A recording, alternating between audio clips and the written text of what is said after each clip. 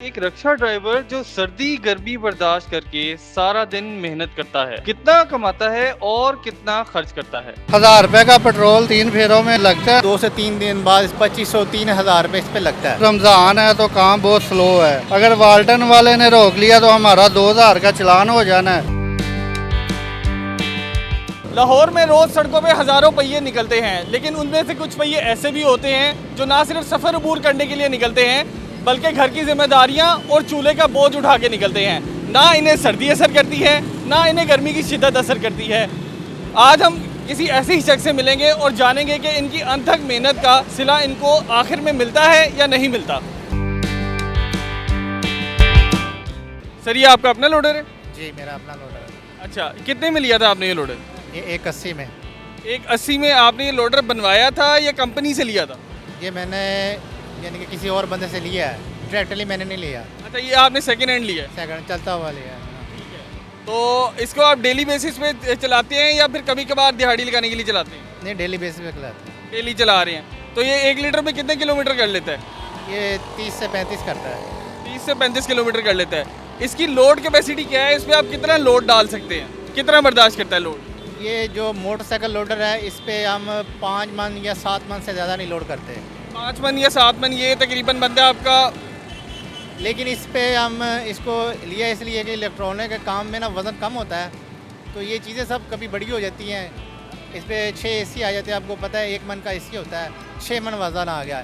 एक अगर fridge load करते हैं उसका वज़न जो है 65 किलो होता है, 75 किलो होता है, इससे तकरीबन 1.5 मन इतना होता है। वो एक फ्रिज जो होगी या कभी इसके साथ वॉशिंग मशीन होगी, यानी कि बहुत कम यानी कि इस पर ना लोड होता है।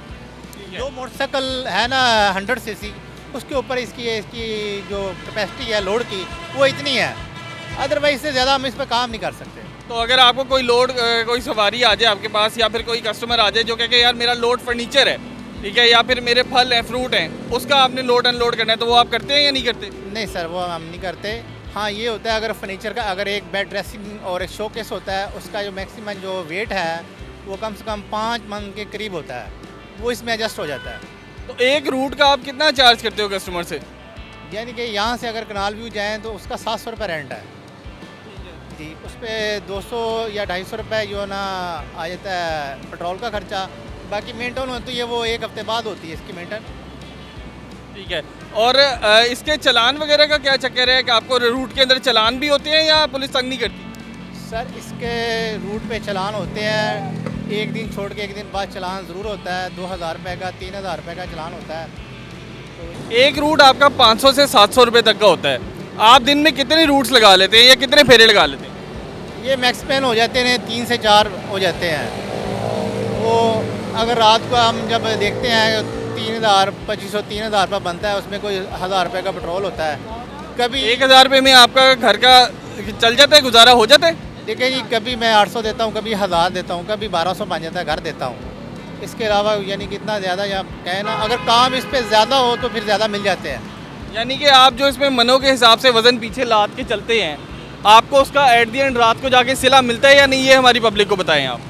जी, जो ये अभी जो चालान है ना, इससे पहले जो चालान थे उसमें अल्हम्दुलिल्लाह अच्छी रोटी खाते थे और अच्छे यानी कि अपना पैसे बन जाते थे। अब ये 2 दिन बाद हमने 2000 तो गवर्नमेंट को पे करना होता है, तो इसके हिसाब से अगर लगाया जाए तो आपको पता है 30 दिन होते हैं और 15 दिन 30,000 रुपये हम गवर्नमेंट को देंगे तो हमारे लिए मुश्किल हो जाना। जो लोग सुन रहे हैं उनको आप क्या पैगाम देना चाहेंगे कि आप लोगों के लिए क्या आसानियाँ पैदा करें? हमारे लिए आसानी ये कर दें, आप गवर्नमेंट कर दे। अगर ये रक्शे आप बंद करवाना चाहते हैं, बंद कर दें, कोई मसला नहीं। अगर वो चीज़ दें हमें जिससे हम अपना कारोबार चला सकें। हम अपना काम करना चाह रहे हैं, हम मुलाजमत नहीं, अपना काम करना चाह रहे हैं। और हमारा जो ज़हन है वो मजदूरी पे और नौकरी पे नहीं है, हम अपने कारोबार की तरफ जा रहे हैं। इससे हमारे घर चलते हैं। मेरी माशाल्लाह एक फैमिली है, बड़ी फैमिली है। हम 2 भाई हैं काम करने वाले। वो पहले बहुत आसानी थी, लेकिन ये अब जब 2026 आया है, इस 2026 में हमारे लिए बहुत मुश्किल हो गया है।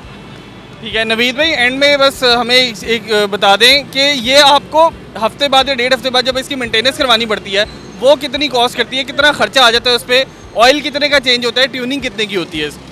सर इस पे एक पौना लीटर इसमें तेल डलता है, 700 रुपये वो लेते हैं।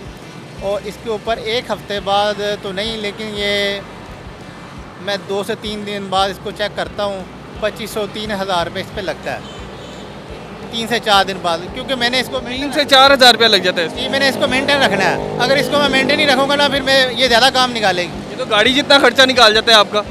देखिए ये अगर हम कहीं लंबे सफ़र पे यानी कि 10 या 15 किलोमीटर सफ़र, कस्टमर कहता है जी मैं आपके पास आधे घंटे में आपने आना है, तो कोशिश करते हैं कि यार उसको टाइम पे उसको डिलीवर किया जाए सामान।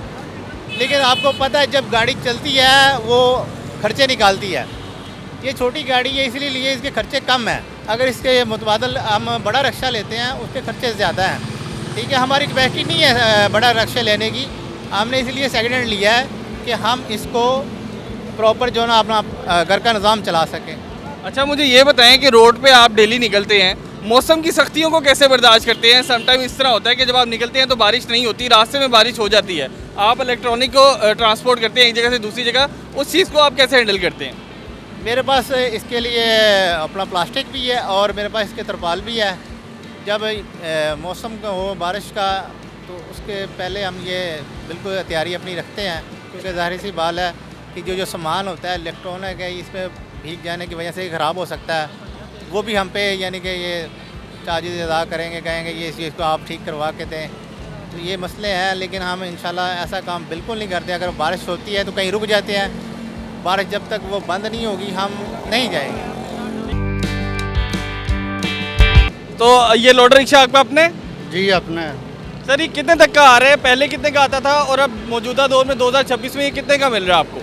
ये भाईजान पहले तो 1.5 लाख का आ जाता था, अब तकरीबन 6-6.5 लाख का हो गया है। 6-6.5 लाख का ये आपकी पहुंच में आ जाता है? नहीं, बहुत महंगा हो तो गया। आप कैसे अफोर्ड कर रही हैं इन रिक्शों को खरीदना और चलाना? बस मजबूरी है सर, चलाना रिक्शा लिया है। चलान भी डेली के हो रहे हैं हमारे, 2000 का 3000 का चलान होता है। अगर कोई ओवरलोड कर लें तो वो कहते हैं वाल्टन वाले पर्चा कर देंगे, 5000 का चलान करवाओ या 10,000 का जुर्माना होगा। ओवरलोड कितने करने पे कहते हैं? कितना लोड आप इस पर डाल सकते हैं और ओवरलोडिंग क्या होती है इसकी? ओवरलोडिंग सर 6 फुट का ये रिक्शा है, शीट हमारी जो है ना वो 8 फुट की होती है, 2 फुट बाहर हो तभी ओवरलोडिंग होती है। अगर पैप वगैरह लोड करे तो ये भी ओवरलोडिंग करते हैं। यानी कि रिक्शे के हदूद से कोई चीज़ बाहर नहीं जानी चाहिए आपकी? अंदर भी हो फिर भी चलान करते हैं। वो कहते हैं लोडर है, हम कहते हैं कि ये लोडिंग के लिए ही है, लेकिन वाल्टन वाले नहीं मानते। कितने का चलान होता है आपको दिन का? हमारा 2000 का भी होता है, 5000 का भी, 3000 का भी। अगर पर्चा करें तो फिर 10,000 का करते हैं। ठीक है, मुझे ये बताएं कि दिन में इस पर खर्चा कितना आ जाता है? कितने फ्यूल में आप कितनी गाड़ी चला लेते हैं? सर अभी तो रमज़ान है तो काम बहुत स्लो है, तो 1-2 फेरे जो है ना लग जाते हैं हमारे, बहुत मुश्किल से। कितने तक का एक फेरा होता है आपका? 500 का भी होता है, 1000 का भी होता है, 1500 का भी होता है। 1000-1500 यानी कि आप दिन का कह लें लमसम 3000 रुपये आप डाल देते हैं और उसमें से 1500 का पेट्रोल डाल के 1500 में गुजारा हो जाता है आपका? नहीं सर, होता तो नहीं। अगर 1000 रुपये का पेट्रोल 2-3 फेरों में लगता है ना, अगर वाल्टन वाले ने रोक लिया तो हमारा 2000 का चलान हो जाना है, फिर हमें कोई भी नहीं, 1 रुपया भी नहीं बचना।